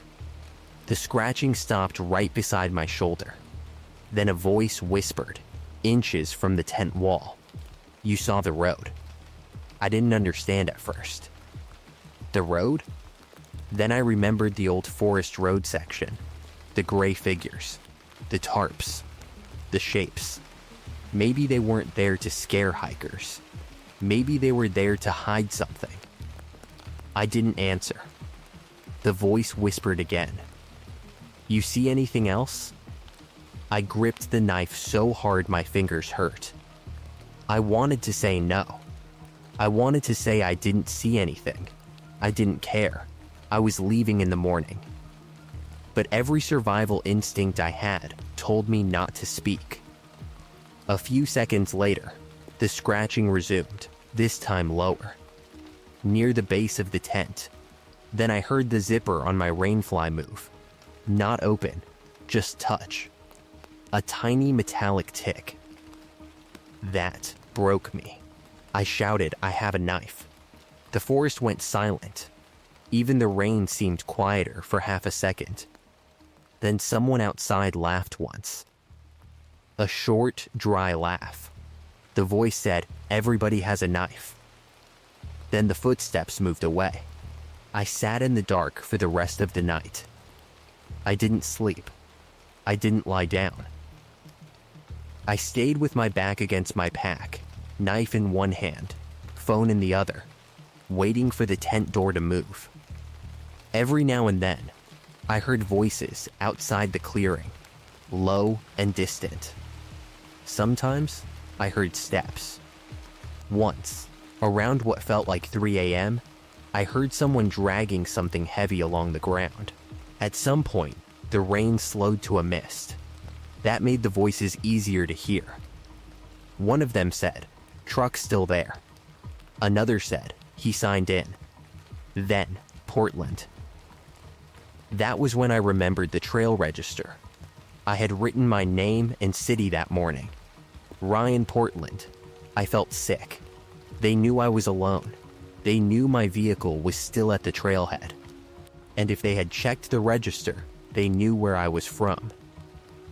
Just before dawn, I heard 3 sharp knocks from the old road direction. Knock, knock, knock. A few seconds later, 3 knocks answered from somewhere behind my tent. Then the campsite went quiet. I waited until the inside of my tent turned gray with morning light. Even then, I didn't move right away. I listened for almost 20 minutes. No voices, no footsteps, no scratching. Finally, I unzipped the tent. The clearing was empty. The rain had stopped, and the forest looked almost normal. Wet, green, quiet. Sunlight was trying to break through the clouds in pale patches. If someone had walked into that campsite at that moment, they would have thought I was crazy. Then I looked at the side of my tent. There were long, thin scratches in the nylon. Not deep enough to destroy it, but visible. 4 lines running vertically from shoulder height down, almost to the ground.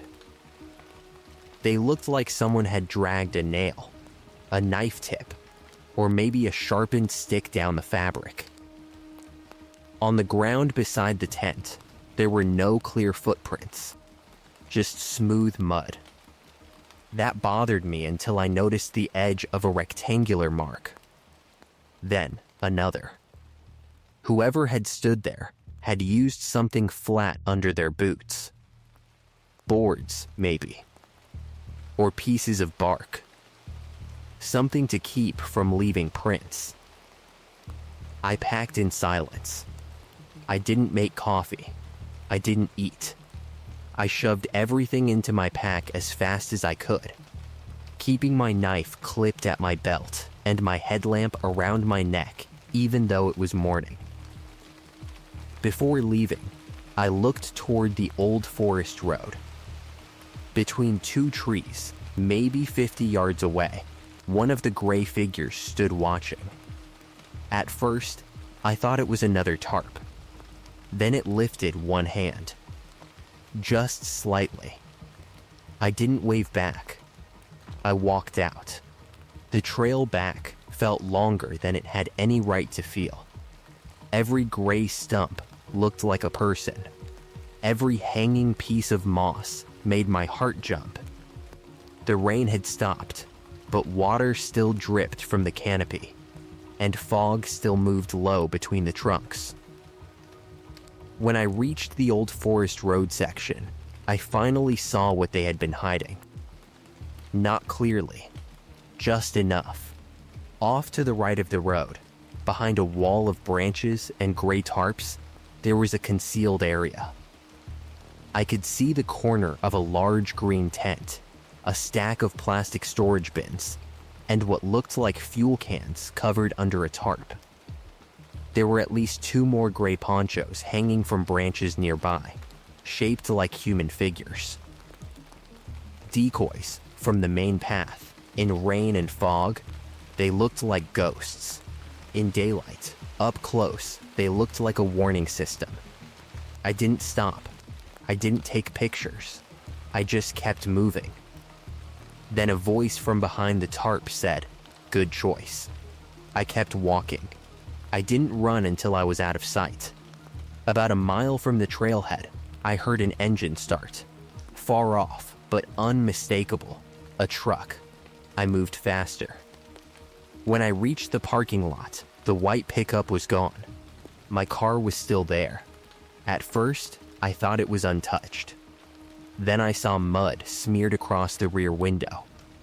Someone had drawn 4 long vertical lines in it, the same shape as the scratches on my tent. Under them, written with a finger, were 3 words. Just the rain. I got in, locked the doors, and drove straight to the nearest ranger station. I told them everything. The gray figures. The ponchos. The men. The old forest road. The concealed camp. The scratches on the tent. The message on my car. The ranger listened carefully, but I could tell he was trying to separate what I had actually seen from what fear and weather might have made worse. I understood that. If someone told me the rain made everything look like ghosts, and then people in gray ponchos scratched their tent, I'd probably have questions too. But when I mentioned the storage bins and fuel cans near the old road, his expression changed. A county deputy came later and took a statement. 2 days after that, I got a call. They had gone into the area and found evidence of an illegal camp near the old forest road. Tarps, food containers, fuel cans, tools, and a few items they believed were stolen from vehicles at remote trailheads. The camp itself had been mostly cleared out before they arrived.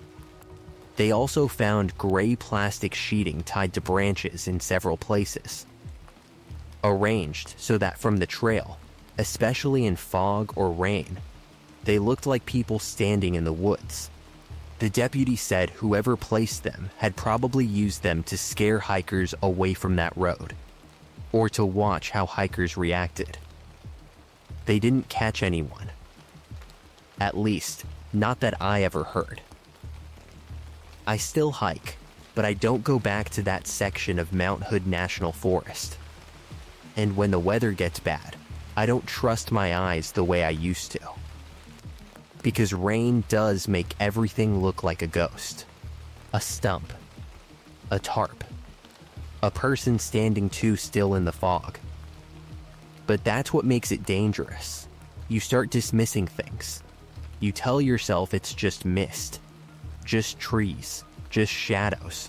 Just your tired brain trying to make patterns out of nothing. And sometimes you're right. Sometimes it really is nothing. But sometimes the ghost turns its head. Sometimes it follows you to camp. Sometimes it scratches 4 lines down your tent in the dark and writes a message on your car before you make it out. And when that happens, you realize the scariest thing in the forest isn't what your mind imagines. It's what real people can hide inside the rain.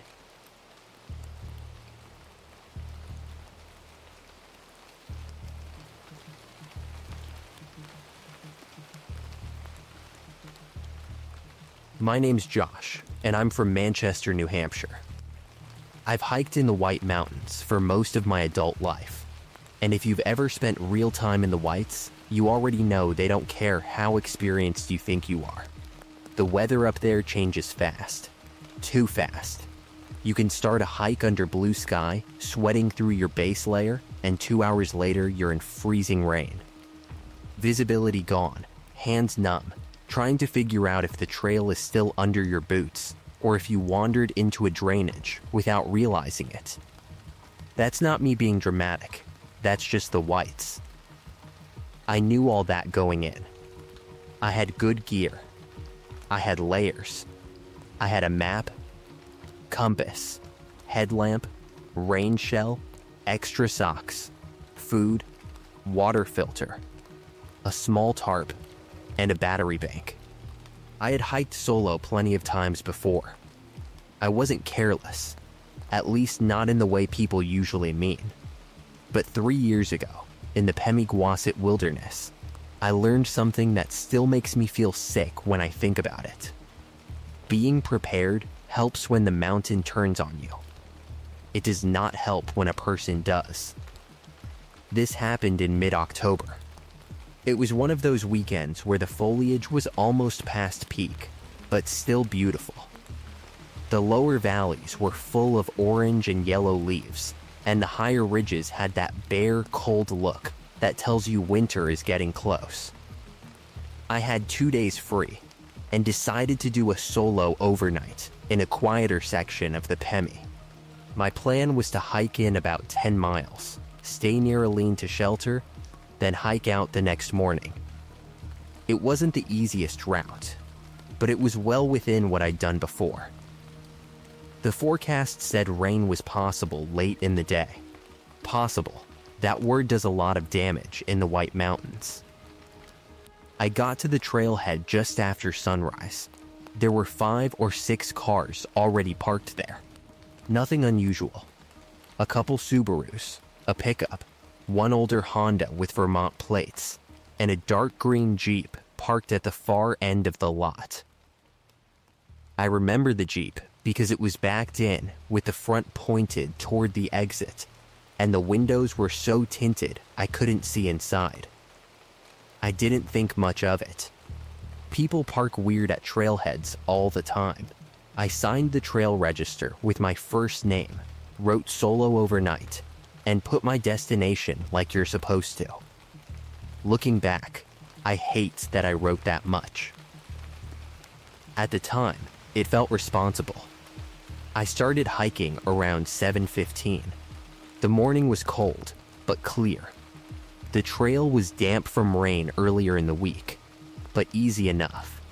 Leaves covered everything, and every step made that soft, wet crunch you get in October.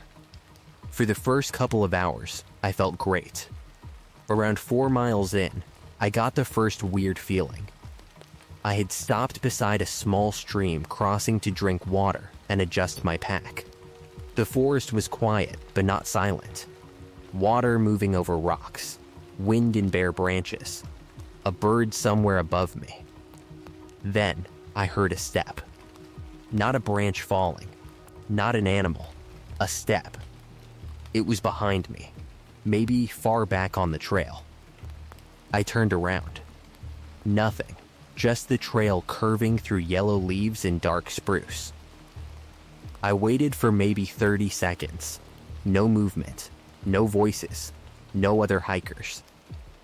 I told myself it was probably someone coming up behind me who had stopped when I stopped. That happens. Maybe they were adjusting their own pack, taking a picture, whatever. I didn't want to be that guy who gets paranoid because the woods make a noise. So I kept going. 20 minutes later, I heard it again. A snap behind me. Then silence. This time, I stopped without turning around right away. I wanted to see if the sound stopped when I stopped. It did. A few seconds passed. Then, very faintly, I heard leaves shift. Not wind. Wait, I turned fast. Nothing. That was the pattern for the next couple miles. I'd walk. Something behind me would move. I'd stop. It would stop a moment later. Every time I looked back, the trail was empty. I started making excuses for it, because that's what your brain does when the alternative is too uncomfortable. Maybe it was an animal. Maybe it was a squirrel jumping through wet leaves. Maybe the sound was carrying strangely through the drainage. Maybe I was hearing my own pack creak and echo off the trees. But by mile 7, I knew. Someone was behind me. I didn't know how close. I didn't know why. But I knew. I picked up my pace. Not enough to look panicked, just enough that if someone really was following, they'd have to work harder to keep up. The trail climbed through thicker spruce, and the ground got muddier. Every so often, the woods opened just enough for me to see gray sky over the ridge. That sky was getting worse. Fast. The first drops started around 1 p.m. Within 15 minutes, it was raining hard. Within 30, it was a full-on White Mountain storm. Cold rain came sideways through the trees. Wind shoved through the spruce tops and made them hiss and creak. The trail turned slick almost immediately. Leaves that had been soft and pretty that morning became a wet mat hiding rocks and roots. Visibility dropped to maybe 20 feet. The whole world became gray rain, dark trees, and mud. At first, I thought the storm might actually help me. If someone was following me, maybe the weather would make them turn around. Maybe they'd decide it wasn't worth it. Instead, the storm showed me the truth. I stopped under a cluster of pines to pull on my rain pants. As I bent down, I looked back at the trail behind me. There, in the mud, were my boot prints. And next to them, another set. Larger, fresh, not old prints filled with water. Fresh edges, sharp tread, deep heel marks. I stared at them, rain dripping off my hood. The second set stopped about 15 feet behind where I was standing. Not 50 yards back. Not somewhere down the trail. 15 feet. Whoever had been following me had been close enough to watch me stop.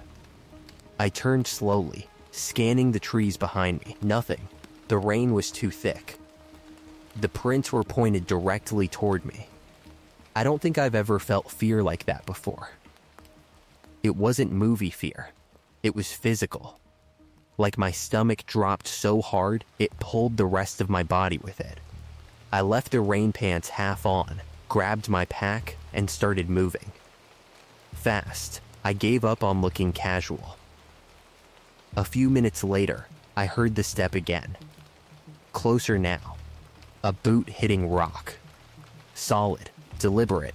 I shouted, "Hey, is someone there?" The storm swallowed my voice. No answer. I yelled again, "Do you need help?" Silence. That scared me more than any answer would have. If it had been a lost hiker, they would have said something. If it had been someone trying to catch up, they would have called out. If it had been normal, they would have acted normal. They didn't. I pushed forward, trying to reach the shelter, but the trail was getting worse by the minute. Water ran down the path in little streams. Mud sucked at my boots. I slipped hard on a root and nearly went sideways into a rock. That was when I realized something awful. If I kept following the trail, whoever was behind me knew exactly where I was going. I had written it in the register. The shelter. My plan. Solo overnight. I stopped at the edge of a steep section, breathing hard, and made a decision I still don't know was smart or stupid. I left the trail. There was a dense stand of spruce to my right, sloping down toward a stream drainage. In normal conditions, I wouldn't have gone that way. Too easy to get turned around, too easy to get hurt, but staying on the trail felt like walking on rails straight toward whatever this person wanted. So I stepped into the trees. The moment I did, the forest got darker. Branches grabbed my pack. Needles slapped water into my face. The ground dropped unevenly beneath wet moss and hidden rocks.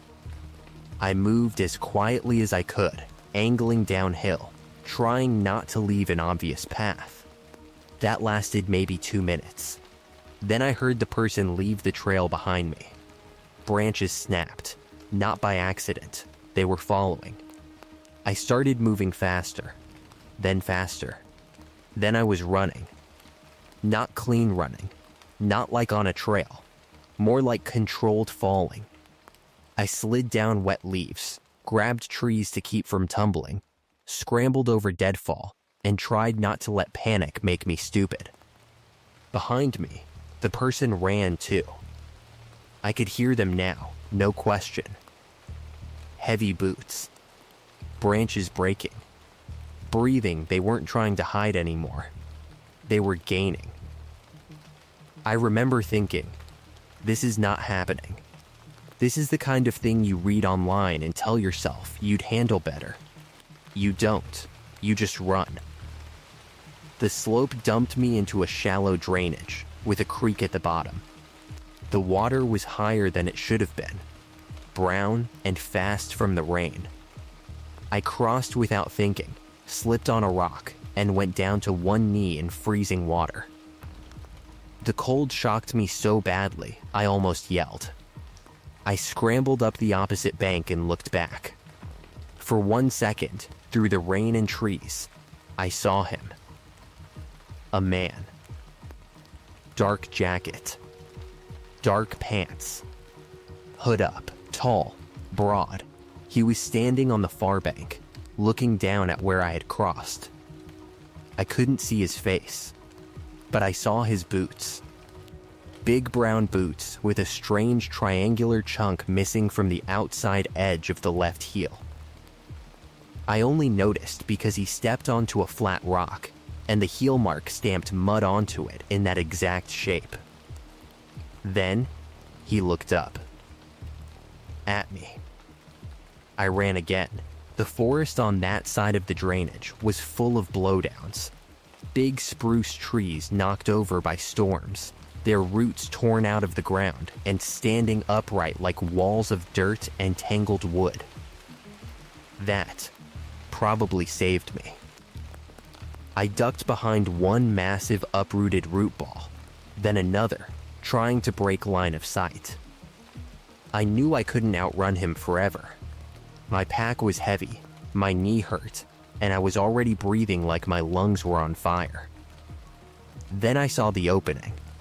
One of the uprooted trees had left a hollow under the root mass, half covered by mud, moss, and hanging roots. It wasn't a cave. It wasn't comfortable. It was barely big enough for a person to crawl into. But it was hidden from the direction I had come from. I dropped flat, shoved myself into the space, and pulled my small tarp over the opening as best I could.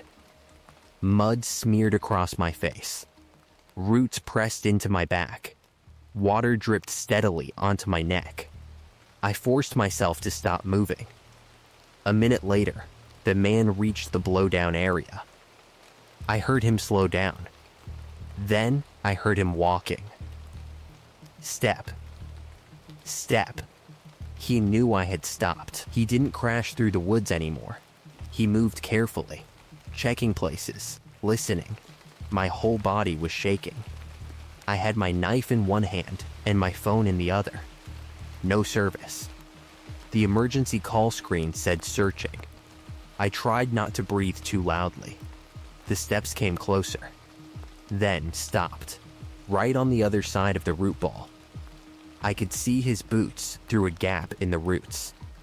Brown leather, mud-caked, left heel with that triangular chunk missing. He was less than 6 feet away. Rainwater dripped off his pants. He stood there for so long that my legs started cramping from staying curled up. Then he said my name. Josh, not loud, not a shout, just my name. Calm, like he knew I could hear him. I bit the inside of my cheek to keep from making a sound. He said, "Storm's only getting worse." His voice was normal. That made it worse. He didn't sound crazy. He didn't sound angry. He sounded like a guy talking to someone across a room. Then he said, "You should have stayed on trail." I almost answered. Something in me wanted to say, "Who are you? What do you want? Leave me alone." But I didn't. The man crouched. I saw his gloved hand touch the mud near the root ball. Slowly, he dragged one finger through it. Then he stood again. I heard him take a few steps away. Then he stopped and said, "I know you're close." After that, he walked deeper into the blowdowns. I stayed in that hole under the roots for what felt like hours. It was probably 40 minutes, maybe less. But the rain kept hammering the forest, and every sound felt like him coming back. Twice, I thought I heard footsteps. Once, I definitely heard a whistle far off to my left. One short note. Then, nothing. When I finally crawled out, the light had changed. It wasn't night yet, but the sky was darker, and the forest had that late afternoon storm look, where everything becomes the same shade of gray. I looked at the mud where he had crouched. He had written something with his finger. Not lost. 2 words. That was when I understood. He wasn't a confused hiker. He wasn't following me because he needed help. He wanted me to know he had control. I don't know why I took a picture. My hands were shaking so badly, the photo came out blurry. But I took one anyway. Maybe I needed proof for myself. Then I got moving again. I didn't try to return to the trail immediately. I followed the drainage downhill, keeping the creek on my left, because I knew eventually it had to intersect with lower ground or another trail. The rain had eased slightly, but the woods were soaked, and the temperature was dropping. I was starting to get dangerously cold. My right leg hurt from the fall. My gloves were soaked. My sleeves were wet under the rain shell. Every few minutes, I had to stop and flex my fingers to make sure they still worked. I kept thinking I heard him, sometimes behind me, sometimes above me on the slope, sometimes on the opposite side of the creek. I don't know how much was real and how much was fear, but I know at least once I saw him again. He was standing between two trees on a slope behind me, maybe 70 yards away, just watching. When he saw me look back, he raised one hand, not waving, pointing downhill, like he was telling me where to go. I went the opposite direction. That decision nearly got me hurt. The slope steepened, and the creek dropped through a rocky section. I had to scramble along slick stones and fallen branches. At one point, I slipped and slid several feet, tearing my rain pants and smashing my hip into a rock. I almost gave up. I really did. There was a moment where I sat under a dripping spruce, shaking so hard I could barely hold my water bottle, and thought about hitting the SOS on my satellite messenger. Then I remembered I didn't have it. I had left it clipped to my pack strap earlier, and now it was gone. The clip was still there. The device wasn't. I don't know if it fell off during the chase, or if it was taken when I hid and didn't notice. Either way, that realization crushed me. No service, no satellite messenger, no trail. No one knew where I was except the man following me. I forced myself up and kept moving. Near dusk, I found an old logging road. Not a maintained road, more like a grown-in strip through the trees, but it was flat and easier to follow than the drainage. I had no idea exactly where it led, but my paper map showed old roads intersecting the lower trail system, so I took it. For about 20 minutes, nothing happened. No footsteps, no whistles, no movement. Just rain dripping from branches and my own breathing. Then I saw something hanging from a tree in the middle of the old road. A piece of orange fabric. I stopped. At first, I thought it was survey tape.